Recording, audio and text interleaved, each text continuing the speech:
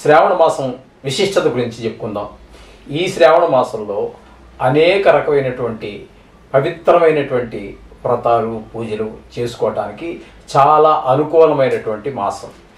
ఈ మాసంలో ముఖ్యంగా ఇప్పుడు మంగళగౌరి వ్రతం గురించి మనం చెప్పుకోబోతున్నాం. చాలా పండుగలు ఉన్నాయి, అయినప్పటికీ కూడా ఇందులో మంగళగౌరి వ్రతం గురించి ముఖ్యంగా మనం చెప్పుకునేటువంటి ప్రయత్నం చేద్దాము.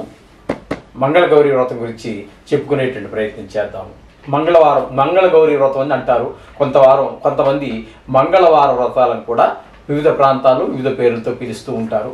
ఈ విధమైనట్టుగా ఇది చాలా స్త్రీలందరూ కూడా చాలా పవిత్రంగా చేస్తూ ఉంటారు, చాలా భక్తి శ్రద్ధలతో చేస్తూ ఉంటారు. దీని యొక్క సంకల్పంలోనే ఆచమనవన్నీ మామూలే. ఆదవ గణపతి అని చెప్పేసి విఘ్నేశ్వర పూజ చేసుకుంటారు. తర్వాత ఈ మంగళ గౌరీదేవిని ఆవాహన చేసి ప్రాణ ప్రతిష్ఠ చేసి అన్నీ చేస్తూ ఉంటారు. అక్కడ సంకల్పంలో ఏం చెప్పుకుంటారు అంటే మనకి యావజ్జీవ సౌమంగళ్య సిద్ధ్యర్థం పుత్ర పౌత్ర సౌభాగ్య సిద్ధ్యర్థం వివాహ ప్రథమ వర్షాది పంచవర్ష పర్యంతం శ్రీ మంగళ గౌరీ వ్రతం కరిష్యే అని చెప్పుకుంటారు. ఈ సంకల్పం అనేది మొత్తం ఎందుకు చేస్తున్నాము, ఎలా చేయాలి అనేటటువంటిది ఈ సంకల్పం ద్వారానే మనకు తెలిసేటటువంటిది.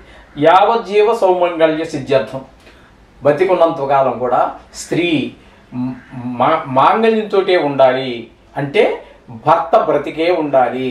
ఇందులో తన స్వార్థమే కాదండి, భర్త యొక్క ఆయుష్ కూడా ఆధారపడింది. చూడండి ఎంత గొప్ప భావన. తను సౌభాగ్యంగా అంటే పునిస్త్రీగా ఉండాలి అంటే ఖచ్చితంగా భర్త బ్రతికే ఉండాలి. అప్పుడే ఈవిడ ఏ పూజకైనా అర్హురాలు. అలా అని చెప్పేసి మగవాడికి కూడా భార్య యొక్క జీవనం అంత ముఖ్యమైనటువంటిది. భార్య పోయినటువంటి మగవాడికి కూడా కొన్ని పూజలు చేయడానికి అర్హత లేదండి. అందుచేత ఇదేదో కేవలం స్త్రీలకు మాత్రమే అని అనుకోవద్దండి. దీన్ని పురుషులకి స్త్రీకి కూడా చాలా సమానమైనటువంటిది. కాకపోతే పురుషుడు గత 40 సంవత్సరాల నుంచి మారిన ట్రెండ్ కానీ అంతకు ముందుకు వెళితే స్త్రీలందరూ ఇళ్లలోనే ఉండి మగవారు సంపాదించుకుని వస్తే దాన్ని చక్కబెడుతూ భర్తకి ఏమి కావాలి, పిల్లలకి ఏమి కావాలి, మనవలకి ఏమి కావాలి, అత్తమామలకి ఏమి కావాలి, ఇవన్నీ దగ్గరుండి చూసుకుని ఇంతమంది క్షేమాన్ని కూడా ఆ ఇలా చూసుకునేదండి. అందుచేత ఈ విధంగా ఇక్కడేంటి యావజ్జీవ సౌమంగళ్యం, భర్త చక్కగా ఉంటే తనకు ఆయుర్దాయం ఉంటుంది. తన భర్త ఆయుర్దాయం ఉంటేనే ఈవిడికి మంగళసూత్రం మెడలో వేలబడుతూ ఉంటుంది. భర్త పోయే మంగళసూత్రం ఏముంటుందండి? మంగళసూత్రం అనేది లేదు. అందుచేత యావజ్జీవ సౌమంగళ్య సిద్ధ్యర్థం పుత్ర పౌత్ర, పిల్లలు, పౌత్రులు అంటే పిల్లలు అంటే కొడుకు పిల్లల్ని పౌత్రులు అంటారు.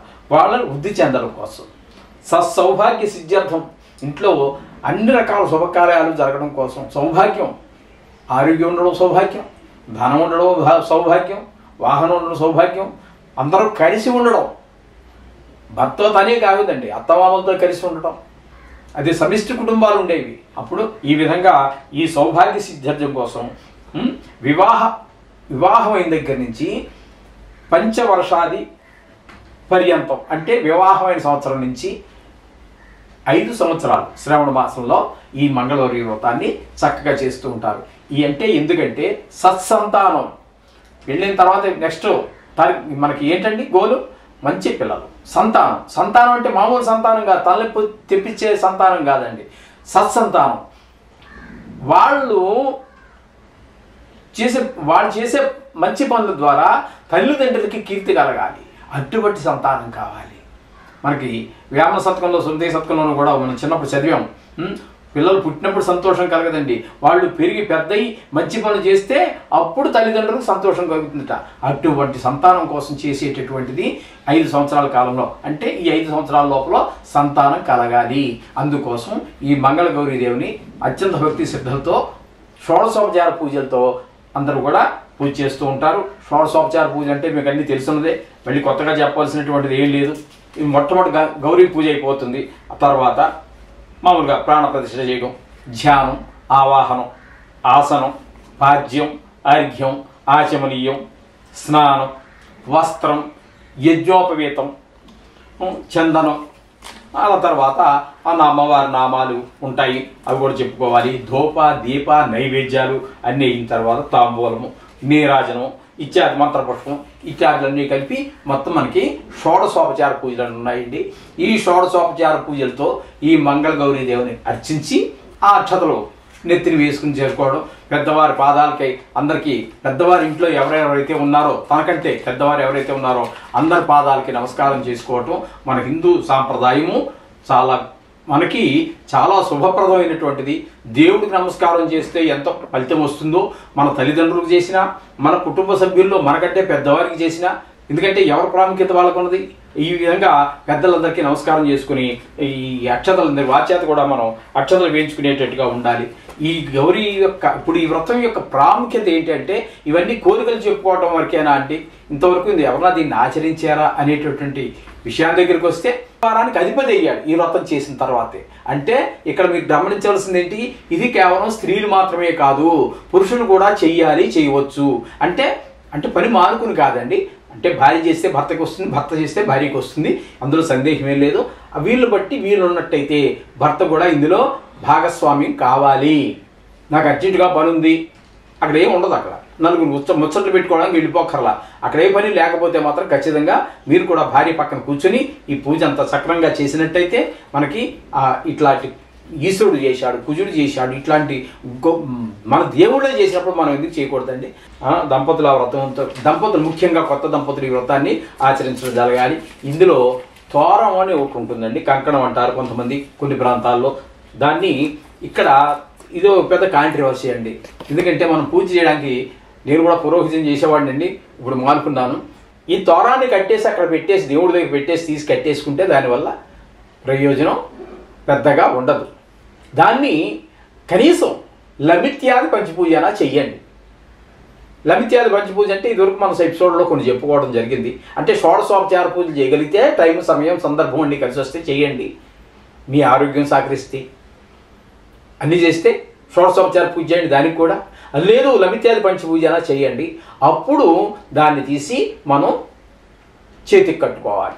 ఈ చేతికి కట్టుకోవడం అనేది కూడా ఇక్కడ పెద్ద కాంట్రవర్సీ అండి. ఎందుకంటే దాన్ని మగవాళ్ళు కుడి చేతికి కట్టుకోవాలట, ఆడవాళ్ళు ఎడమ చేతికి కట్టుకోవాలట. ఇది ఎవరు చెప్పారో ఎక్కడ చెప్పారో మనకైతే శాస్త్ర ప్రమాణం లేదు. మనకు ఉన్నటువంటి శాస్త్ర ప్రమాణం ఏంటి అంటే భద్రామి దక్షిణహస్తే రక్షాబంధనమాచరేత్ అన్నారు.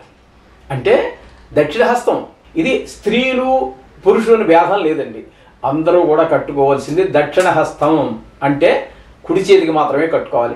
లేదంటే ఆడవాళ్ళు ఎడమ పక్కన మేము అలాగే కట్టుకుంటాం, మరి ఏం చెప్పలేము. నమస్కారం. మీకు శాస్త్ర ప్రమాణం ఇక్కడ కనబడుతుంది మన స్పష్టంగా. అది కాదని కొంచెం తెలిసిన ఆ పురోహితులందరూ కూడా కొంచెం వాళ్ళకి తెలియజెప్తే వింటారు. కొంతమంది వినరు, ఇంకా వాళ్ళకి మనం ఏం చేసేది ఏముండదు. కానీ మీరు చెప్పండి, పురోహితులు వీళ్ళందరూ కొంచెం తెలుసున్న వాళ్ళు, శాస్త్రం తెలుసున్న వాళ్ళు కాస్త వాళ్ళకి చెప్తే వింటారండి. పాపం వాళ్ళకి తెలియదు. అంటే వాళ్ళు ఏంటంటే వాళ్ళకి నిజంగా చెప్పాలంటే మూఢభక్తి అండి, మనకంటే అదే మంచిది. మామూలు భక్తి కంటే కూడా మూఢభక్తి చాలా చాలా గొప్పది. అందుచేత వాళ్ళకి చెప్పండి, ఈ చేతిగా కట్టుకోవాలమ్మా. ఇంచేతికంటే ఈ ఎడమ చేతితోటి కొన్ని ఈ కుడి చేతితో చేయలేని పనులు మనం చేయవలసి వస్తుంది. అటువంటి సందర్భాల్లో కొంచెం అశౌచం, దీనికి మైలు తగిలేటట్టు అవకాశం ఉంటుంది, అపవిత్రత చేకూరేట అవకాశం ఉంటుంది. కాబట్టి ఎప్పుడు కానీ ఈ కంకణం కానీ తోరణం కానీ ఎవరు ఈ వీడియో చూసిన వాళ్ళమ్మ మీరే చెప్పగలుగుతారు. ఈసారి ఇందులో స్త్రీలు కనుక ఉన్నట్టయితే ఎవరైనా అమ్మ ఎడం చేతికి కట్టుకోవాలని ఎవరన్నా అంటే కూడా మీరే చెప్పండి, అనండి. అంత వాదన దిగద్దండి. వాదన పెట్టుకుంటే ఎవరు కలవరండి. వాళ్ళ వాదన వాళ్ళదే ఉంటుంది, వీళ్ళ వాదన ఏదైనా ఉంటుంది. ఎవరి వాదన ఎవరు వినరండి. అందుచేత వాదన వద్దు, వాళ్ళు చెప్తారు అనండి, మీరు చేసే పని మీరు చేయండి. మీకే తెలుసు ఇప్పుడు శాస్త్రం. కాబట్టి మీరు ఖచ్చితంగా కుడి చేతిగా కట్టుకోండి. స్త్రీలు కూడా ఈ విషయాన్ని మరీ నొక్కి ఒక్కడిస్తున్నాను. అక్కడికి ఈ వ్రతం అంతా పూర్తవుతుంది. ఈ విధంగా చేసుకోండి, సర్వసౌఖ్యాలు పొందండి. శుభం భూయాత్.